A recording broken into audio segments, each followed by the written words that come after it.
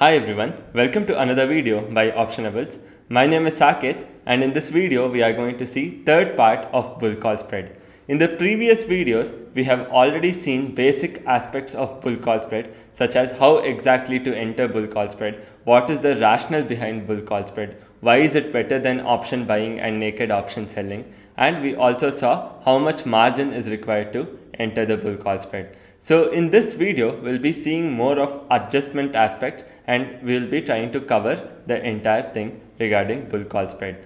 This video is now available in your regional language in Optionables regional channel. If you're liking the content on this channel, then please do hit the like button, share as well as subscribe to the channel. Thank you so much for joining.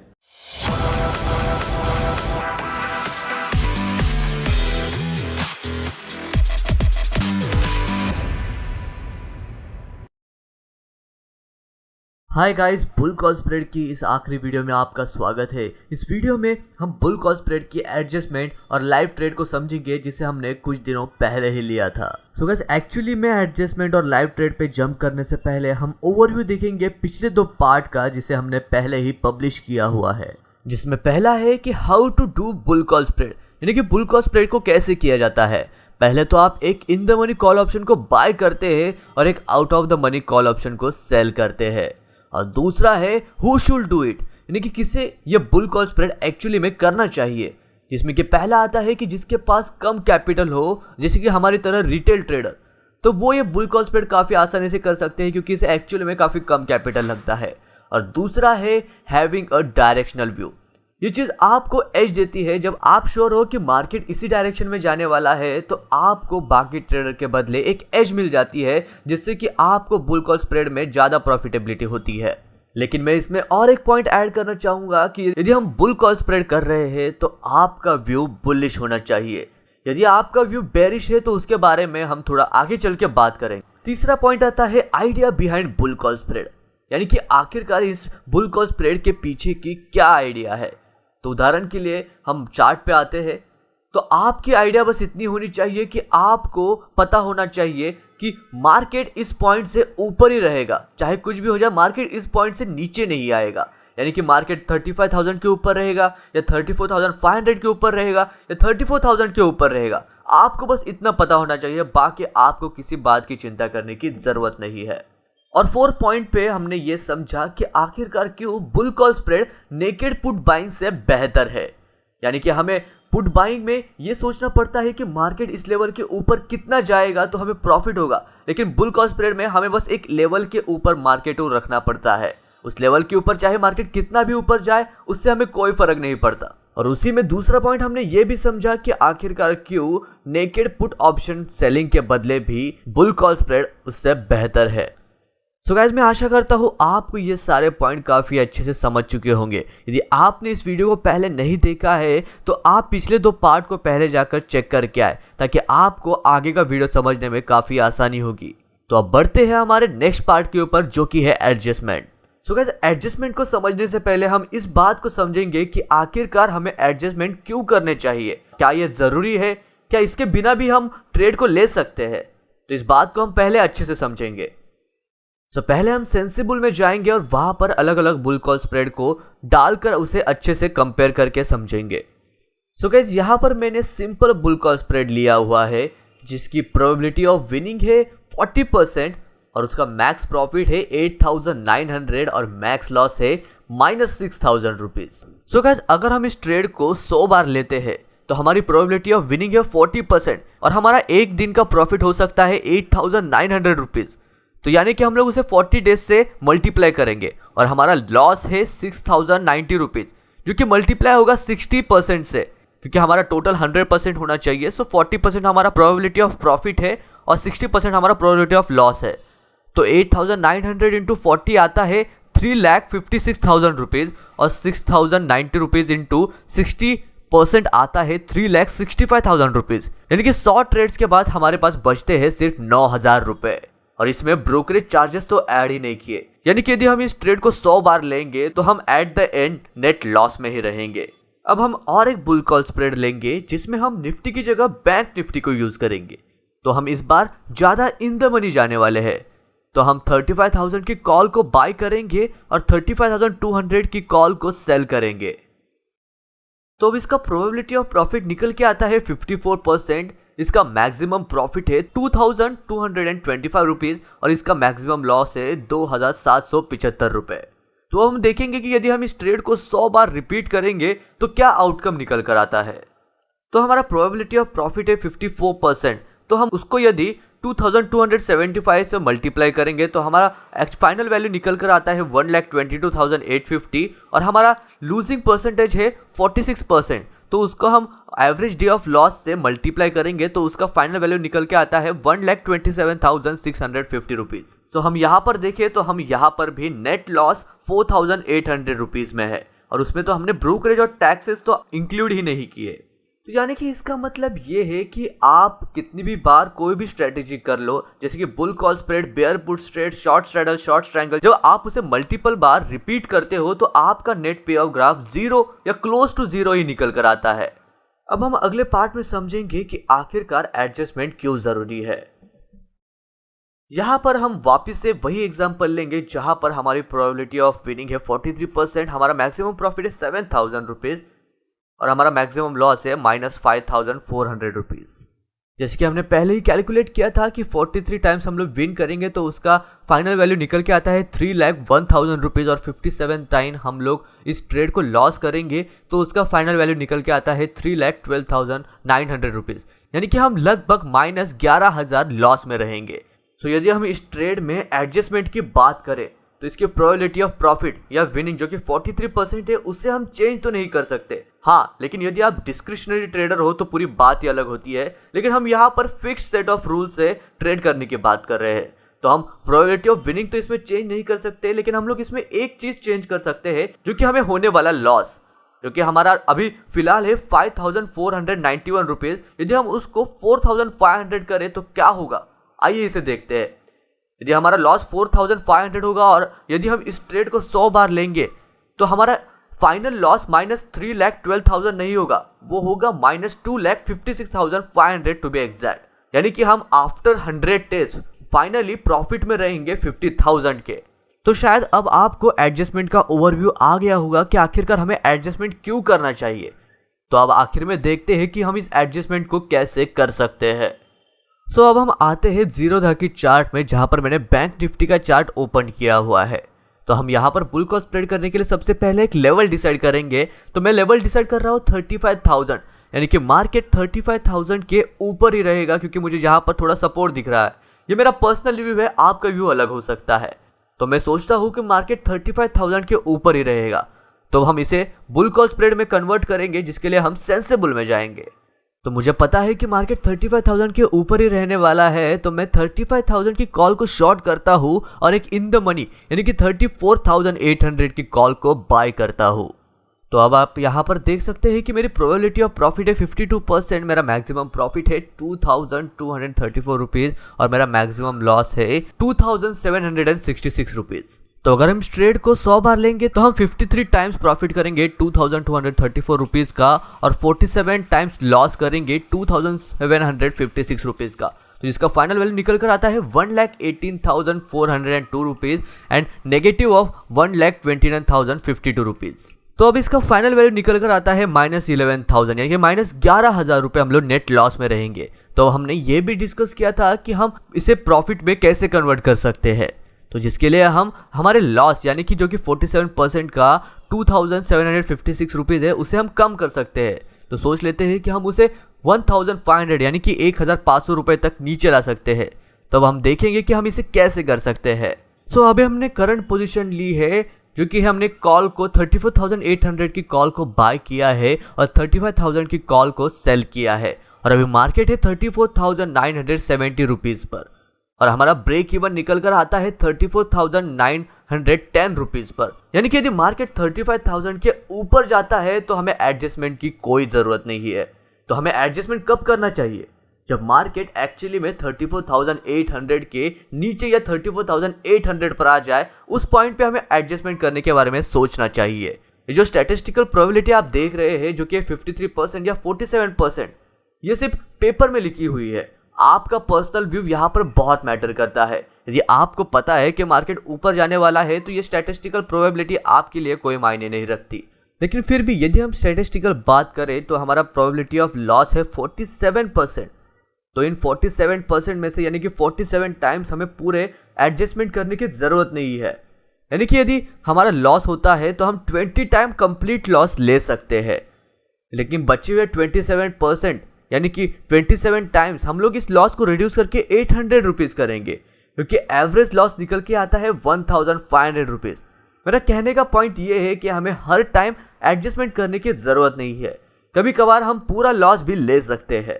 सो हमने 35,000 की call को cell किया है जिसकी average value है 385 रुपये, और हमने 34,800 की कॉल को बाय किया है जिसकी एवरेज वैल्यू है 495 रुपये, और मार्केट अभी करंट प्राइस पर है 34,970 पर। तो एक्चुअली में हम इस पोजीशन को कब एडजस्ट करेंगे? तो पहला पॉइंट आता है कि जब बैंक निफ्टी 34,800 के बहुत नीचे चली जाए, यानी कि 34,800 के काफ़ी नीचे चली जाए। और दूसरा पॉइंट है आपका व्यू, जो कि आपको पता है कि बैंक निफ्टी बाउंस बैक करके 34,800 के ऊपर एक्सपायरी से पहले नहीं आने वाली। ये पॉइंट काफ़ी इंपॉर्टेंट है क्योंकि आपका यहाँ पे पर्सनल व्यू काफ़ी मैटर करता है। और हमने जैसे कि पहले देखा था कि प्रोबेबिलिटी ऑफ लॉस है 47%, तो आप पूरे 47% ये श्योर नहीं हो सकते कि ये दोनों कंडीशन सेटिस्फाई करेगी। इसलिए तो मैंने कहा कि कभी कभार लॉस लेना भी ओके है। तो हम 20% ऐसा हो सकता है कि ये दोनों कंडीशन सेटिस्फाई हो जाए और आप एडजस्टमेंट कर सके। फिलहाल के पोजीशन के लिए हम इसमें एक ही एडजस्टमेंट के बारे में बात करेंगे। तो अब हम ऐसा अज्यूम करते हैं कि बैंक निफ्टी 34,970 से गिरकर 34,000 पे आ चुकी है, और आपको पता है कि मार्केट अभी बाउंस बैक करके वापस से अपने लेवल के ऊपर नहीं जाने वाला है। तो यानी कि 35,000 की कॉल जो कि 385 रुपीज़ की थी वो जीरो हो जाएगी, और 34,800 की कॉल जो कि 495 रुपीज़ की है वो भी जीरो हो जाएगी। यानी कि हमारा नेट -110 पॉइंट लॉस में रहेगा। तो हम उसे 25 क्वांटिटी से मल्टीप्लाई करेंगे तो हमारा फाइनल लॉस निकल के आता है 2,750 रुपये, जो कि हमने पहले ही डिसाइड किया था। तो अब हम देखते हैं कि इसे हम एक्चुअली में कैसे कन्वर्ट या एडजस्ट कर सकते हैं। तो अभी बैंक निफ्टी फिलहाल है 34,000, यानी कि बैंक निफ्टी 34,900 से गिरकर 34,000 पे आ चुकी है। तो अब जो हमारा 35,000 का सेल वाला कॉल लेग था वो 385 रुपीज़ से गिरकर 50 रुपीज़ पे आ गया होगा, और 34,800 की कॉल जिसे हमने बाय किया था वो 495 रुपीज़ से गिरकर 110 रुपीज़ पे आ गई होगी। तो अब हम इसे कैसे एडजस्ट करेंगे? तो हमारा जो बुल कॉल स्प्रेड है तो अब हम उसे बियर कॉल स्प्रेड में कन्वर्ट करेंगे। उसे बियर कॉल स्प्रेड में कन्वर्ट करने के लिए जो पोजीशन हमारी 35,000 की कॉल की पोजीशन है उसे हम कंप्लीटली क्लोज कर देंगे, और अब हम एक in the money call option को सेल करेंगे जो कि 34,700 की कॉल, जो कि अप्रोक्सीमेटली रहेगी 145 रुपीज़ की। तो ऐसे हम बुल कॉल स्प्रेड को बियर कॉल स्प्रेड में कन्वर्ट करेंगे। तो अब ऐसा सोचते हैं कि आपका व्यू जो कि था 34,000 के नीचे एक्सपायर होने वाला वो सही निकला। तो अब देखते हैं कि हमारा फाइनल पोजीशन क्या होगा। तो जो कॉल जो कि 35,000 की थी जिसे हमने 385 रुपीज़ पे शॉर्ट किया था वो 50 रुपीज़ पे हमने क्लोज कर दी थी, तो उसमें हमें 335 पॉइंट्स मिल जाएंगे। और 34,800 की कॉल को जिसे हमने बाय किया था वो 495 की हो जाएगी जीरो, जिसमें हमें पूरा 495 पॉइंट्स का लॉस हो जाएगा। और हमने एडजस्टमेंट के लिए जो इन द मनी 34,700 की कॉल को शॉर्ट किया था जो कि 145 पे शॉर्ट किया था वो भी हो जाएगी जीरो, तो उसमें हमें 145 पॉइंट्स का प्रॉफिट होगा। तो ऐसा यदि हम टोटल करें तो हम नेगेटिव -15 पॉइंट्स में आते हैं, और उसे हम 25 क्वांटिटी से मल्टीप्लाई करेंगे तो हमसे -375 पॉइंट्स पे आते हैं। तो अब आप देख ही सकते हैं कि किस तरह हमारा जो लॉस -2,750 का था वो कम होके से -375 रुपीज़ का हो चुका है। यदि हम एडजस्टमेंट नहीं करते तो -2,000 का लॉस रहता, और जो एडजस्टमेंट करने के बाद हमारा लॉस -375 है। तो अब हम दूसरी कंडीशन को देखते हैं कि आपका व्यू गलत हो जाता है और मार्केट एक्चुअली में बाउंस बैक करता है 34,000 के ऊपर। तो अब हम क्या करें? तो ऐसे कंडीशन में जब हमारा लॉस -2,750 यानी कि मैक्सिमम लॉस जो हमारा एडजस्टमेंट के पहले था, अगर हमारा लॉस M2M इसको क्रॉस कर दे तो हमें उस पोजीशन को वहीं पर एग्जिट देना चाहिए। यानी कि हम ऐसा सोचेंगे कि हमारा एडजस्टमेंट करने के बाद भी मैक्सिमम लॉस हो गया। सो हमारा पहले का विनिंग प्रोबेबिलिटी था 53%, जो कि हमारा एवरेज डे पे प्रॉफिट होता है 2,200 रुपये। और हमारा एवरेज लॉस यानी कि 47% जो लॉस होता है, तो उसमें से हम ऐसा सोचते हैं कि 20 टाइम्स हम उस लॉस को एडजस्ट कर लेते हैं और वो हमारा लॉस बन जाता है -375 रुपीज़। लेकिन 27% टाइम हमारा एक तो व्यू गलत हो जाता है या फिर हम उस पोजीशन को एडजस्ट ही नहीं करते, तो उस समय हम पूरा लॉस लेते हैं -2700 रुपये का। तो यदि हम इन वैल्यूज़ को कैलकुलेट करें तो जो हमारा फाइनल प्रॉफिट निकल के आता है वो 1,18,000 रुपये है, और हमारा जो 20 बार एडजस्ट करने के बाद लॉस निकल के आता है वो है 7,500 रुपये, और 27 बार जब हम पूरा लॉस लेते हैं वो निकल के आता है 74,412 रुपये। तो यानी कि हम ओवरऑल 36,000 यानी कि 36,000 प्रॉफिट में रहेंगे। और ये बात कर रहे हैं हम एक लॉट की। यदि हम इसे 10 लॉट के साथ करें तो आप सोच सकते हैं वो वैल्यू बढ़ के हो जाएगी 3,60,000 रुपये। तो अब आपको समझ ही गया होगा कि एडजस्टमेंट क्यों ज़रूरी है। आप अपने प्रॉफिट को टच भी नहीं करते, आपको बस अपने लॉस को कट डाउन करना है और आपका पूरा पोजीशन ही बदल जाता है। तो अब हम एडजस्टमेंट के की पॉइंट्स को समझ लेते हैं। पहला है कि हम एडजस्टमेंट को तभी करेंगे कि जब हमें लॉस को कम करना हो, ना कि हमें अपने प्रॉफिट को बढ़ाना हो। दूसरा पॉइंट ये है कि मार्केट एडजस्टमेंट हम तभी करेंगे जब मार्केट हमारे वैल्यू से या हमारे पॉइंट से काफ़ी नीचे चला गया हो और हमें पता है कि मार्केट उसके ऊपर वापस से बाउंस बैक नहीं करने वाला। तीसरा पॉइंट है हमें अपने बुल कॉल स्प्रेड को बियर कॉल स्प्रेड में कन्वर्ट करना है। चौथा पॉइंट है कि हमें एडजस्टमेंट को हर टाइम नहीं करना है। जब हम काफ़ी श्योर है कि मार्केट उस पॉइंट के ऊपर बाउंस बैक करके नहीं जाने वाला, तभी हम एडजस्टमेंट करेंगे। और पांचवा और लास्ट पॉइंट ये है कि जब मार्केट रिवर्स हो जाए या हमारा व्यू गलत हो जाए, तब मैक्सिमम लॉस जो हमें बिना एडजस्टमेंट के होने वाला था, यदि हमारा लॉस उस M2M तक पहुंच जाए तो हम उस पोजीशन को तभी कट ऑफ कर देंगे। तो वही हम इसके एडवांटेजेस की बात करें तो आपको इसे करने के लिए कोई एक्स्ट्रा मार्जिन नहीं लगता। जैसे कि हमने पहले कहा, एडजस्टमेंट के टाइम पे हम पहली पोजीशन को क्लोज करके ही नेक्स्ट पोजीशन ले रही है, तो इसमें एक्स्ट्रा मार्जिन की बात ही नहीं आती। दूसरा पॉइंट है कि हम इसमें 2 पॉइंट या 2 पोजीशन से ज़्यादा पोजीशन हम लोग एंटर नहीं कर रहे, तो इसे देखने और मैनेज करने के लिए काफ़ी इजी हो जाता है। तो अब हम बुल कॉल स्प्रेड का एक लाइव एग्जांपल देखेंगे। तो अब हम जीरोधा की चार्ट पर चलते हैं। तो मैंने अपना ट्रेड लिया था 7 जून को, जब मार्केट था 35,500। तो उस टाइम पे मेरा ये व्यू था कि मार्केट 35,000 के नीचे नहीं जाने वाला है। तो मैंने उसके लिए एक बुल कॉल स्प्रेड लिया, जिसके लिए मैंने 35,100 की कॉल को सेल किया और इन द मनी 34,800 कॉल को बाय कर लिया। लेकिन आप देख सकते हैं कि जैसे कुछ ही दिनों में मार्केट 35,000 पे आया, वहां से बाउंस बैक होकर वापस ऊपर गया और लास्ट एक्सपायरी के दिन वापस से नीचे आया। लेकिन यहाँ पर मुझे पता था कि मार्केट ज़्यादा देर के लिए 35,000 के नीचे नहीं रह सकता। और जैसे कि आप एक्सपायरी के एंड में देख ही सकते हैं कि मार्केट कुछ ही लास्ट घंटे में 35,000 के ऊपर जाकर एक्चुअली में उसके ऊपर ही एक्सपायर हो गया। यानी कि जो मेरी पोजीशन पहले लॉस में चली गई थी वो वापस से ऊपर जाके प्रॉफिट में क्लोज हो गई। तो अब हम एक्चुअल ट्रेड की स्क्रीन रिकॉर्डिंग देखेंगे, जिससे आपको इसे समझने में और भी आसानी होगी। तो जैसे कि आप स्क्रीन पर देख सकते हैं कि टाइम हो रहा है 10:20 और डेट है 7 जून 2021।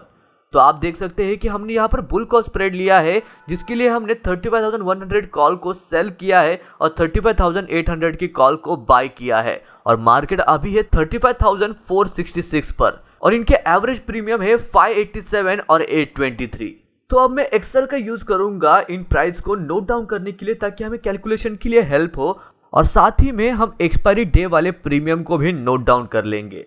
तो आप देख सकते हैं कि 35,100 की कॉल ऑप्शन की लास्ट ट्रेडेड प्राइस है 32 रुपये और 34,800 की लास्ट ट्रेडेड प्राइस है 330 रुपये। तो आप इस स्क्रीनशॉट में देख ही सकते हैं कि मैंने इसे मार्केट खत्म होने के बाद लिया हुआ है और मैंने एक लॉट नहीं 5 लॉट लिए हैं, यानी कि 125 क्वांटिटीज लिए हुए हैं। और मैंने इस पोजीशन को क्लोज नहीं किया है, मैंने इसे एक्सचेंज को खुद से क्लोज होने के लिए रख दिया है।